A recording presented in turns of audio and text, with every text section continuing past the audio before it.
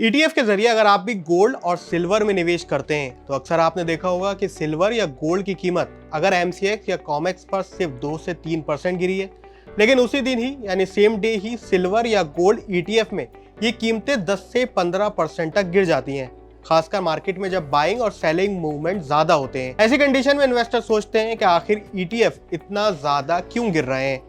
इस बड़े कंफ्यूजन को आसान भाषा में समझने के लिए आपको ईटीएफ के स्ट्रक्चर को समझना होगा। दरअसल ईटीएफ और असली गोल्ड और सिल्वर एक जैसी चीज नहीं है, इनका नेचर बहुत अलग है। ईटीएफ की ब्रॉडली प्राइसिंग तय होती है उसके एनएवी यानी नेट एसेट वैल्यू से, जबकि मार्केट में ईटीएफ के डेली प्राइसेस डिमांड और सप्लाई से चलते हैं। जब मार्केट में इनसिक्योरिटी होती है तो निवेशक सबसे पहले ईटीएफ बेचते हैं, क्योंकि ईटीएफ सबसे ज्यादा लिक्विड होते हैं। इस जबरदस्त सेलिंग की वजह से ही ईटीएफ अपने असल मूल्य यानी एनएवी से नीचे डिस्काउंट पर ट्रेड करने लगते हैं। वहीं दूसरे रीजन की बात करें तो फ्यूचर कॉन्ट्रैक्ट्स एक बड़ा रीजन है। ज्यादातर सिल्वर ईटीएफ फिजिकल सिल्वर नहीं बल्कि कॉमेक्स फ्यूचर में इन्वेस्ट करते हैं।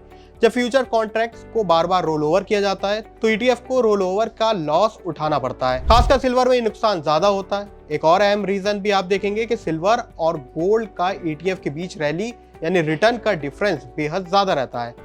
ऐसी कंडीशन में सिल्वर ईटीएफ का एनएवी यानी नेट एसेट वैल्यू उनके इंडिकेटिव एनएवी यानी आईएनएवी के मुकाबले अनकन्वेंशनली ज्यादा लेवल पर ट्रेड करता है, यानी ईटीएफ की कीमत अंडरलाइंग एसेट के मुकाबले बेहद ज्यादा होती है। लेकिन जब मार्केट में हाई प्रीमियम शो करता है यानी इसका नीचे आना शुरू होता है, जिसे प्रीमियम कॉम्प्रेसेशन कहा जाता है, और फिर इसी वजह से ईटीएफ की कीमतें तेजी से नीचे आती हैं। इसके अलावा जब इक्विटी मार्केट में गिरावट आती है, फंड हाउसेस और ट्रेडर्स ईटीएफ सबसे पहले बेचते हैं, क्योंकि इसकी लिक्विडिटी आसान है। मार्जिन कॉल्स को पूरा करने के लिए ईटीएफ को बेचा जाता है, जिस वजह से भी सिल्वर के ईटीएफ में गिरावट ज्यादा आती है। हालांकि सिल्वर के फंडामेंटल्स अभी भी स्ट्रॉन्ग है, यानी कि सिल्वर की लॉन्ग टर्म आउटलुक अभी भी मजबूत है। तो ऐसे में अगर आप एक निवेशक हैं जिसके पीछे सप्लाई चेन की टाइटनिंग और इंडस्ट्रियल डिमांड जैसे रीजन अभी भी मार्केट में मौजूद है, मतलब साफ है कि ईटीएफ में भले ही करेक्शंस आ रहे हो, लॉन्ग टर्म में सिल्वर की कंडीशन अभी मजबूत है।